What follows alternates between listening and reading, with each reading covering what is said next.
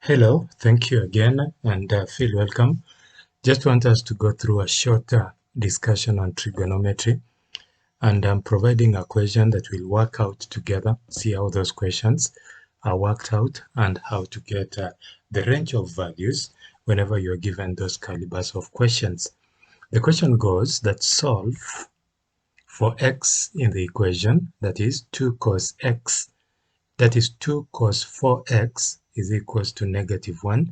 The range is given as x less or equals to 180 and x greater or equals to 0.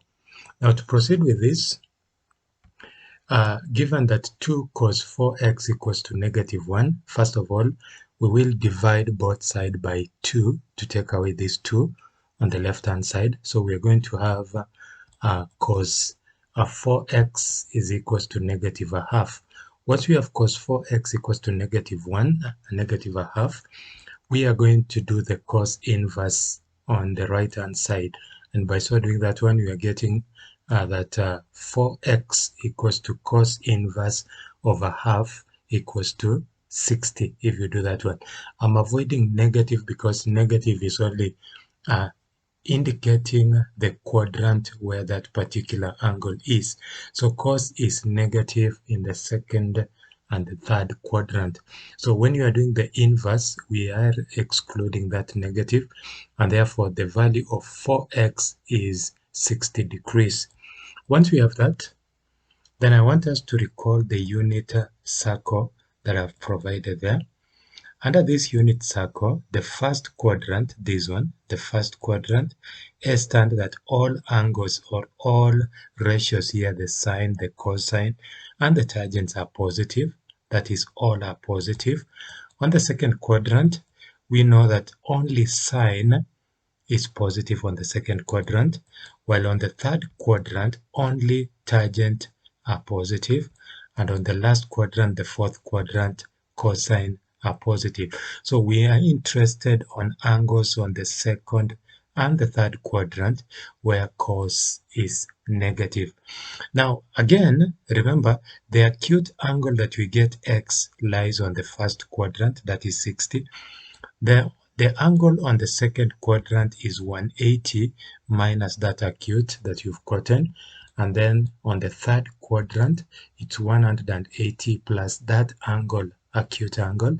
And then on the fourth quadrant, it's 360 minus that acute angle. Now, once we know this, then we can proceed.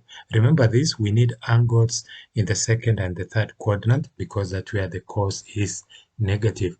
Once we know that, then we can proceed. On the second quadrant, it will be 180 minus 60, which is 120. On the third quadrant, it will be 180 plus 60, which is 240. Then we'll turn round like this. Then we'll go to the second round, which here we'll now talk of 540 minus 60, which is 480.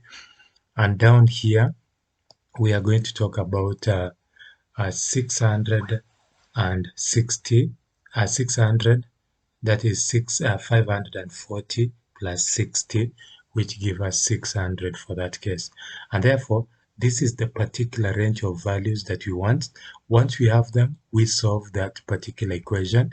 Remember, 4x is 120, 4x is 240, 4x is 480, and 4x is 600.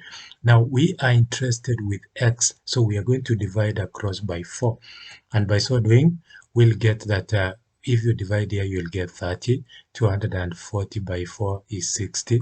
480 by 4 is 120.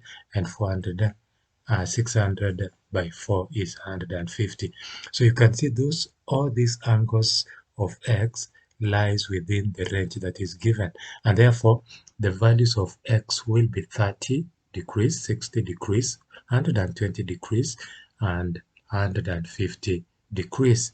So I believe you understood on how to work out those particular questions and how to provide the angles that satisfies that equation in that particular range. Remember to subscribe for more lesson to follow. I appreciate for your time and thank you.